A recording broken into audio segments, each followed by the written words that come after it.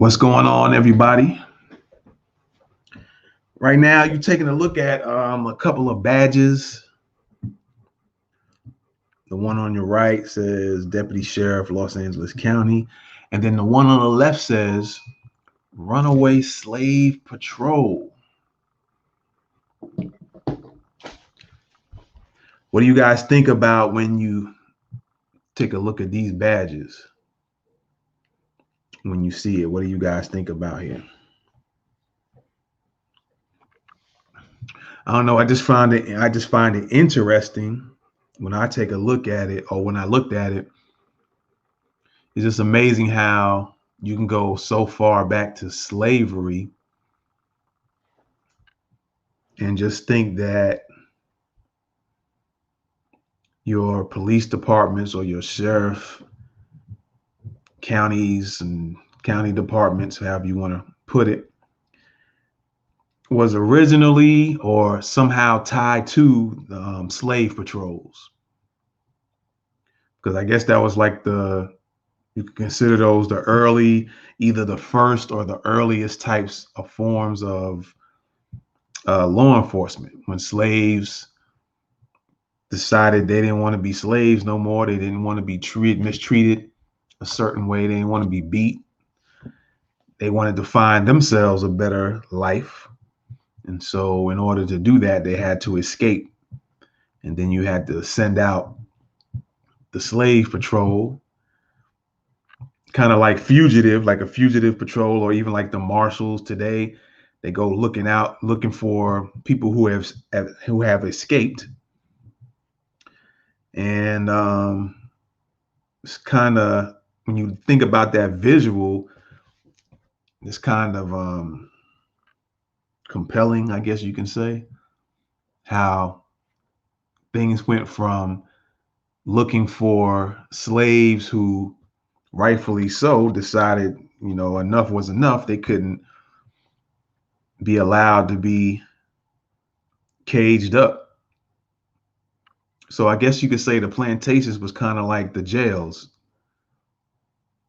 The modern day jails of today, I guess the jails for blacks then were, or one of the types of jails was the plantation. Because in jail, modern day jail, you have to you can do certain things, go to work. You had to do certain jobs, certain duties. You had to go to bed when they say go to bed, get up when they say get up. And on the plantations, you pretty much had to do the same thing. Get up when they said to get up. If they want you to work all night, all day and night, that's when you were working all day and all night. So I guess the plantations were like the jails back then. And the slave patrols will be similar to some police departments have their own fugitive division, and then sometimes they link up with the feds, with the marshals, and those who get away, they send them out, the fugitive division or the marshals or any other division that actually goes out and hunts down people. They go ahead and send those folks out. So it still ain't nothing changed in a lot of ways, right? Just so you know, you rocking with the best thoughts of the week. And we're going to talk a little bit about what you've seen on the screen here. All right. We're going to hit back up Dr. Claude Anderson's recent book, A Black History Reader, 101 Questions You Never Thought to Ask. And so we're going to tackle today on the show question number 49. All right. Question number 49, which is, why is the pattern of Black men killed by white law enforcement personnel so acceptable and so entrenched in society? All right. Again, why? Question number 49 from the latest book, A Black History Reader, 101 Questions You Never Thought to Ask by Dr. Claude Anderson. And question number 49 again is, why is the pattern of Black men killed by white law enforcement personnel so acceptable and so entrenched in society? All right. So with that being said, let's tackle this. Let's go to the book and see what the doctor has to say. All right. And there we go. Black History Reader, Dr. Claude Anderson. And question number 49. And over here on the other side is some picture, a couple of pictures here. See if I can put them over there right there. Move my hand out the way. All right, there you go. Slavery plantation police badges issued to protect whites and property. And then on the other side, it says what here? Ku Klux Klan badges.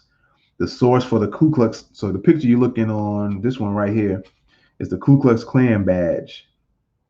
I don't know if they changed them over the years, but I guess that's one of them.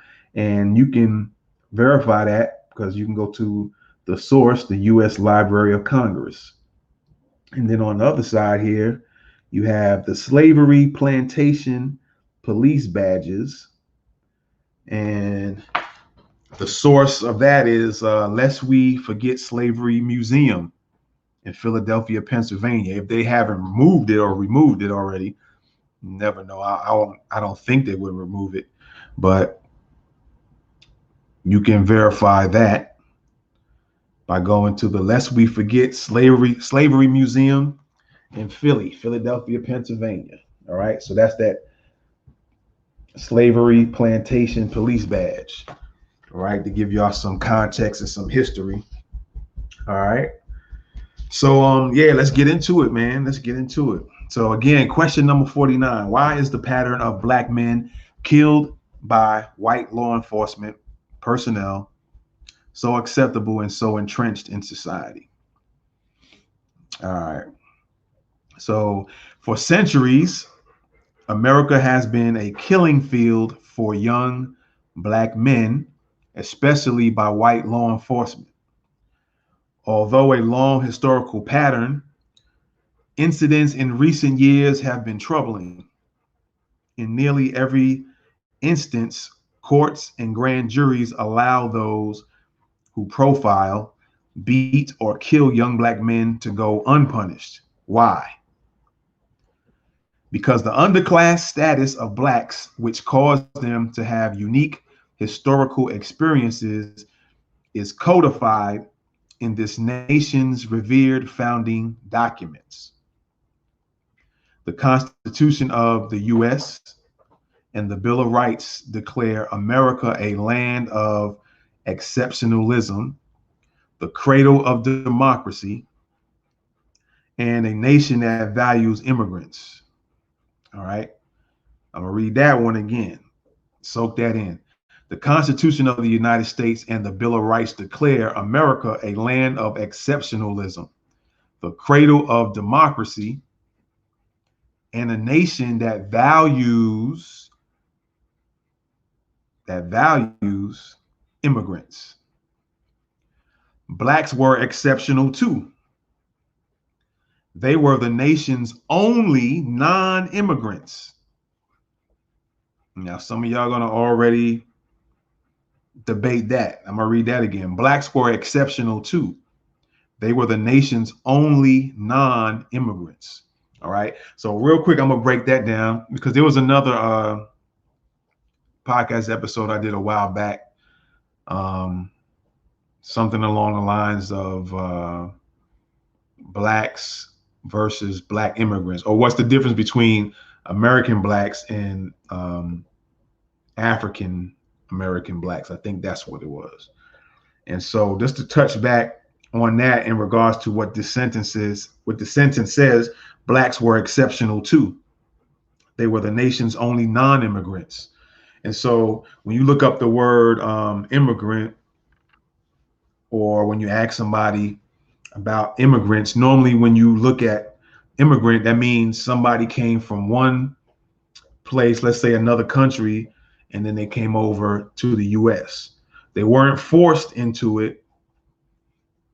All right. They weren't tricked or forced. They on their own decided, hey, I want to go over here and be over here. Whereas the slaves at the time, they were forced to do it. So it wasn't on their own, and they just felt like, hey, I want to go see what America's about.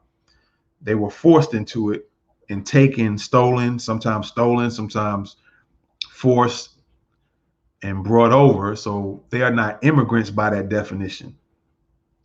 All right. They were made to come over against their own will. So blacks were exceptional too. They were the nation's only non-immigrants. They were valued only as human property. All right. Entitled to be treated just like field animals. All right. The blacks in America, the nation's only non-immigrants, were valued only as human property, entitled to be treated just like field animals. And some people still look at blacks, although they're not making the historical connection and the distinction between black immigrants, those from Jamaica, Africa, Haiti, Dominican Republic, those who consider themselves black, because there's a lot of Dominicans who don't even consider themselves black. And they're dark as some of them are dark as me. Some of them are just a shade or two lighter than me. Some of them are as light skinned like my cousins are, and they don't consider themselves being black, which is cool. I mean, that's their choice. But black immigrants, all right, difference. Okay. They were valued only as human property, entitled to be treated just like field animals. This lack of respect for a black man's life, rights, and contribution became infused into the nation's national spirit and codified into the legal and political infrastructure. All right. America's perception of black men was framed by the U.S.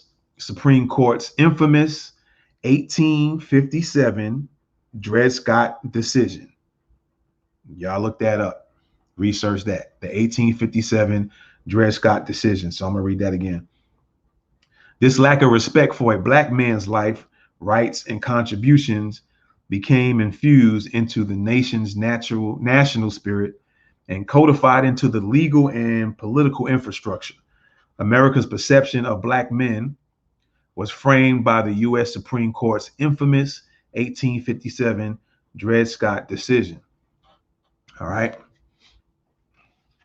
A black slave declared he was a free person because he had visited and temporarily lived in a free state. The Supreme Court ruled, however, that a black man has no rights which a white man is bound to respect. All right, I'm gonna read that again. Supreme Court, catch all of these. Supreme Court. You have a black slave declared he was a free person because he had visited and temporarily lived in a free state. But the Supreme Court ruled, however, that, and this was from the Dred Scott decision, 1857 Dred Scott decision, a black man has no rights which a white man is bound to respect. All right. Bound to respect. The infamous ruling never reversed in over 150 years. That infamous ruling, the Dred Scott ruling, never was reversed in over 150 years. Has been locked into the culture and collective American psyche and passed down from generation to generation of ethnic whites. So far, what it looks like is being said is that because of this Dred Scott ruling, where it says, where the Supreme Court ruled that a black man has no rights which a white man is bound to respect. So you're having these issues that's happening today because still, even after 150 years, because the infamous ruling was never reversed, you still have embedded in the psyche that white men still have no respect of a black man's rights. Again, it says a black man has no rights which a white man is bound to respect. That's in the Dred Scott ruling, 1857, if I'm not mistaken here, according to the book. All right. The infamous ruling, never reversed in over 150 years, has been locked into the culture and collective American psyche, all right, and passed down from generation to generation of ethnic whites. The first lesson immigrants learn when they come to this country, the U.S., is that they are prized and valued over native Black Americans. Let me say that again. The first lesson immigrants learn, those who come freely and voluntarily from another country to the U.S., they were not forced to come over. All right. And then there's also information that there were blacks before slavery even started. There were blacks already in the U.S. before even Columbus came over. But that never gets talked about either. And maybe in another episode, maybe we'll dive into that as well. So there's a lot of history that's been hidden and kept a secret on purpose. All right, but I digress from that. The first lesson immigrants learn when they come to this country is that they are prized and valued over native Black Americans. This prevailing attitude impacts every aspect of how our political and law enforcement systems view and treat Blacks. All right. This nation's public policies of benign neglect and political correctness further depreciated the value and rights of Black Americans. Those policies were constructed to kill off the Black civil rights movement of the 1960s and to make all forms of Blackness invisible. The policy of benign neglect, y'all keep that in mind. That's been, a lot of people have been mentioning that a lot lately. All right. That's being practiced now, even as I speak, the benign neglect policy. All right. If you don't mention anything about Black and you don't promise them anything, then they can't come back and say anything about, because if you promise something, they can come back and say, well, you promised this and you didn't give it to us. So the whole thing is to ignore anything regarding Black. And that's what's going on today. If you pay attention, you would notice that's what's going on. So the policy of benign neglect took the focus off of Blacks. That's a policy. Now, it may not be written, but it's a policy that's practiced. All right. A policy that's practiced. The policy of benign neglect took the focus off of Blacks, and over the course of the next half century, morphed into political correctness and diversity. All right. Code word diversity. That's a code word. Policies that do not distinguish or aid Blacks. All right. The views of law enforcement and society in general carry the legacies of slavery, Jim Crow, semi-slavery, and the Dred Scott decision, what I just read to you guys. All right. Having relinquished the few concrete gains made during the civil rights movement, Blacks have slid back into the powerless underclass status. All right. Blacks, however, should not be treated as guests in America. This nation was founded on the blood, sweat, and labor of millions of Blacks who were denied their very humanity and the fruits of their labor. There's no one that can deny that. Slaves, the Black slaves, built this country, founded this country. That's why you heard, you can go back and research that too. That's why Trump even said it one time, that that the Blacks founded this country. See, a lot of them in the government, they know what's up they have the knowledge. They know what's going on. They know what's up. They know who built the country. And like I've told people in the past, Trump tells a lot of people don't like him. And I understand. I'm not saying I like him either. But what I notice, because when I study people, I pick out certain things I realize about him. And one thing is regarding Trump, what he does, what I notice he does a lot and has done, even when he started running for president, is he will tell truth. Sometimes he'll tell truth when it's to his benefit. You just got to pay attention. He'll say a lot of things that are factual, but as long as it's to his benefit. And then he'll throw some other nonsense in. He'll say other things later on to his benefit as well. If it's to sidetrack something or to take somebody off track of what they're trying to do to him, he'll say and do certain things. Even when he does executive orders and stuff, he's planning all of this out. Sometimes I think as he goes, he's calculating moves, and sometimes wherever he might be, he's thinking through strategy. He's playing chess a lot of times, and people are not realizing it and seeing what the game he's playing. And so that's what I notice he's done. If I don't notice anything else, what he does is he'll tell certain truths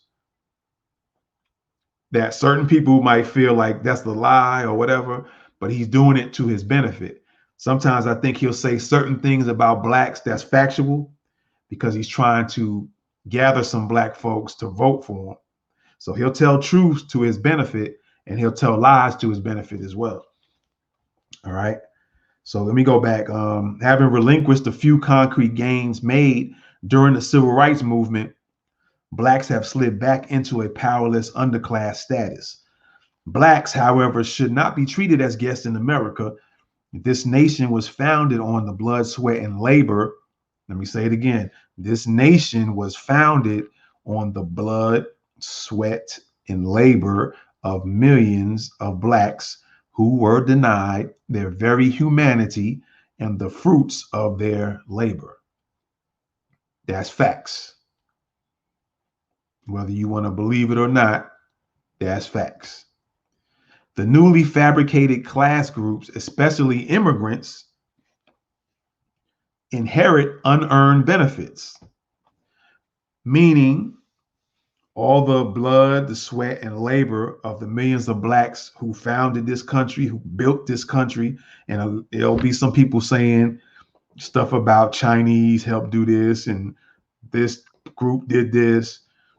But when we start peeling back, take the peel off that banana or take the peel off that orange or shave off them peels off the apple, you'll see another picture. All right.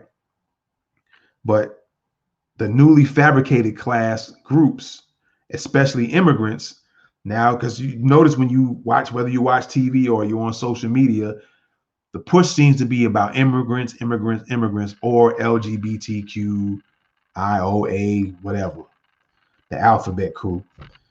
You notice there's always talk about those groups. And I think recently they passed something Supreme Court did in favor of the alphabet people. You know what I mean when I say alphabet people, right? And they might have done something else might have happened recently too. I can't remember. I thought I heard something else floating around in the news.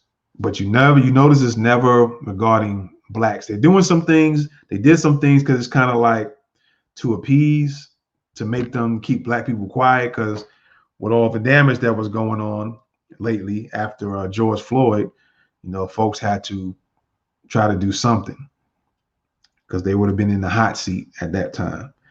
But again, the newly fabricated class groups, especially immigrants, inherit unearned benefits, respect, and rights to which blacks were entitled but never received.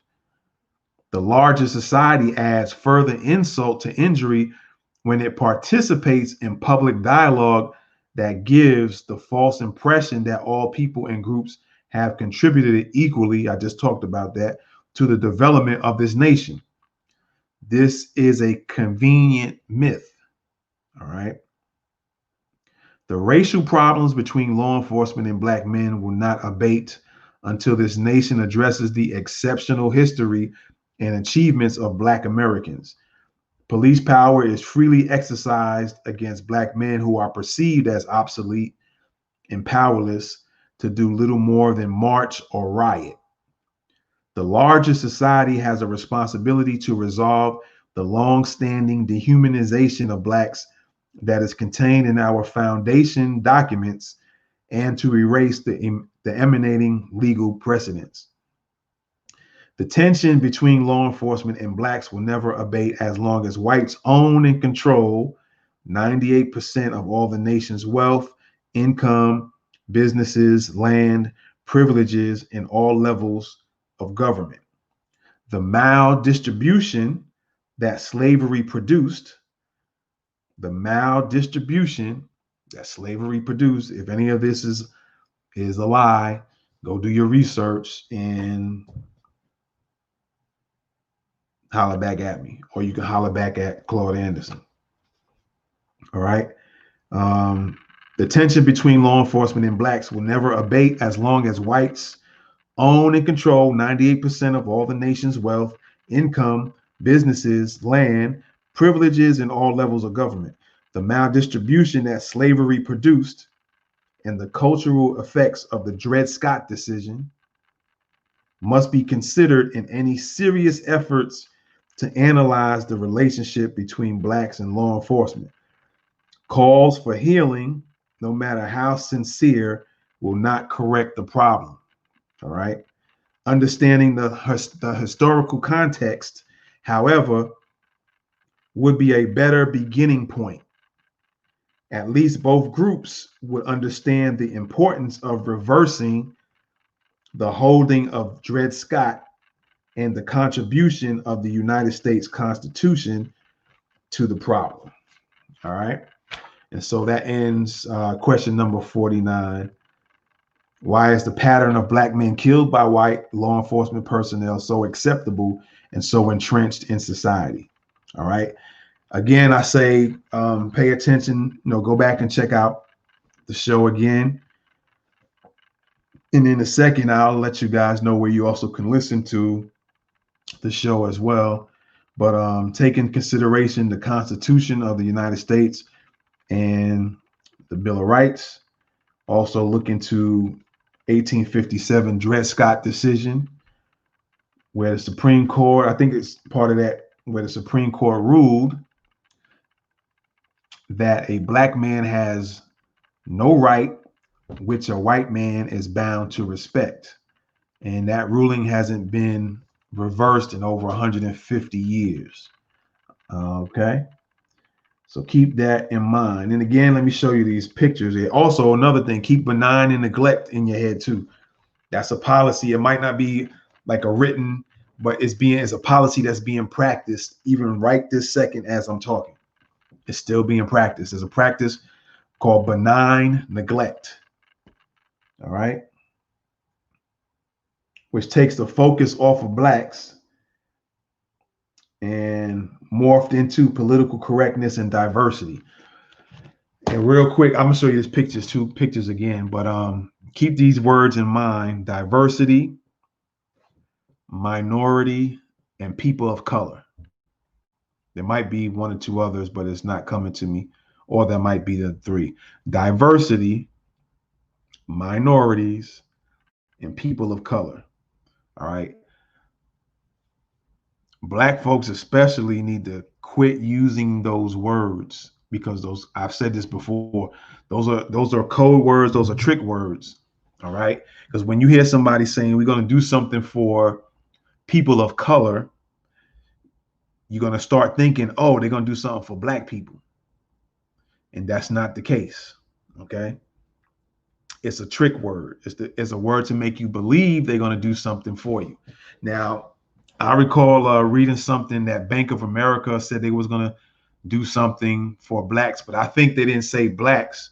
I think they mentioned either minorities or diverse groups or diverse neighborhoods. That's a trick. So in other words, from all the stuff that blacks had to deal with throughout the years, from slavery up to now, they're putting in a trick bag, and reparations, they're ignoring reparations. That's being ignored. All right. That's old. There's nobody can deny that when they look up the facts. It's just a straight fact. I read in here a little while ago, about the blacks being the only non-immigrants, right? They built this country. And a lot of people are gonna sidetrack you and say, oh, well, the Asians helped build the railroad, or the Asians built the railroad, and that's not true. The railroad was already built before the Asians came into so-called help.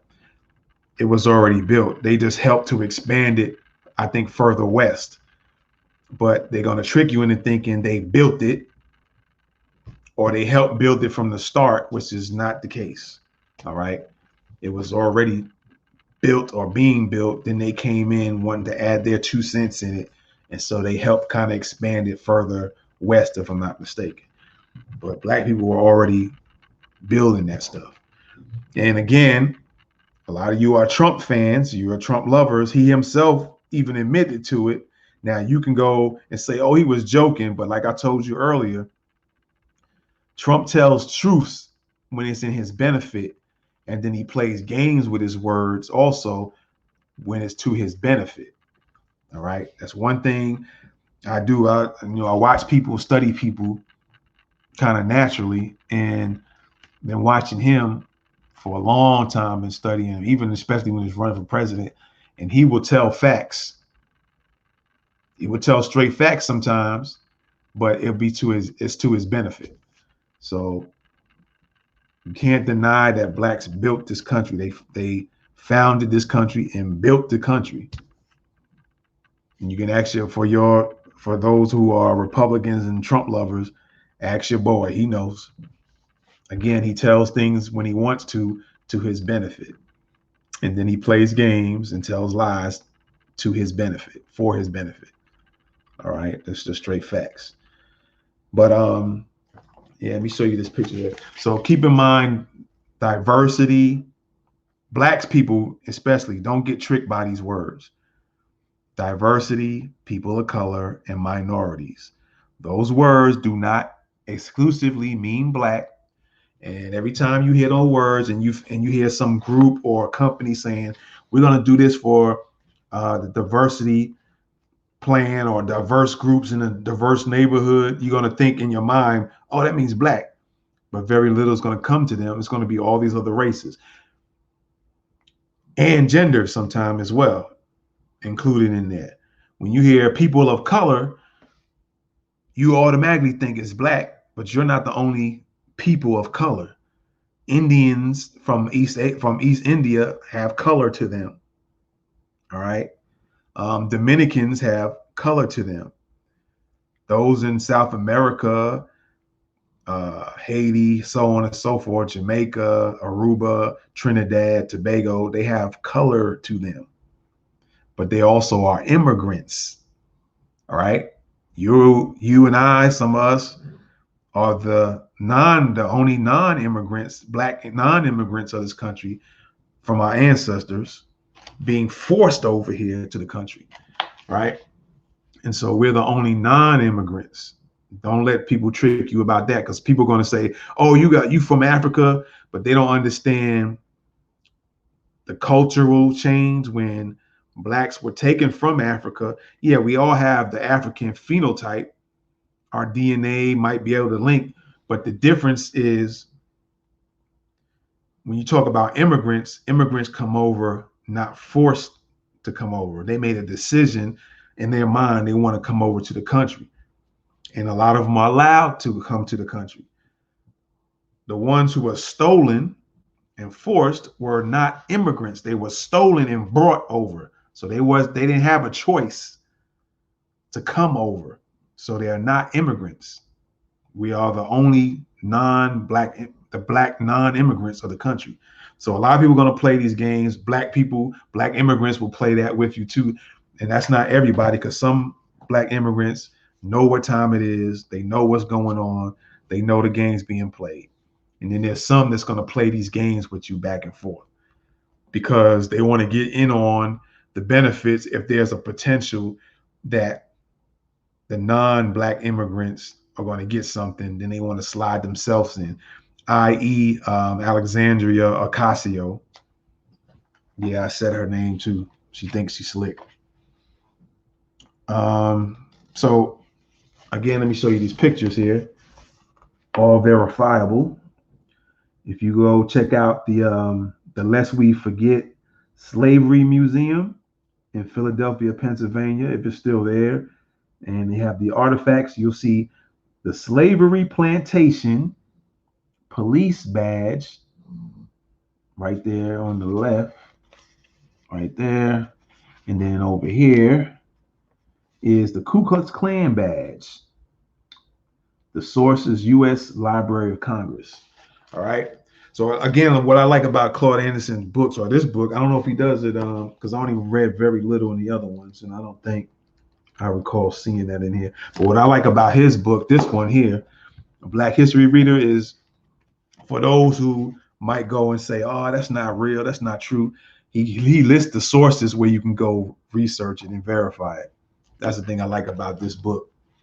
So the naysayers can go see if this is true, and you find out it's true. All right. So again, that's it for this show today. Again, we answered the question and just show you these badges again. Runaway Slave Patrol. Right? Might have been the beginnings of the first police patrols, was the runaway slave patrols, or you could say the first type of marshals, right? That could be them right there. Could have been where it all originated from. Then it just got expanded to sheriffs, and then turned into the sheriffs had to be,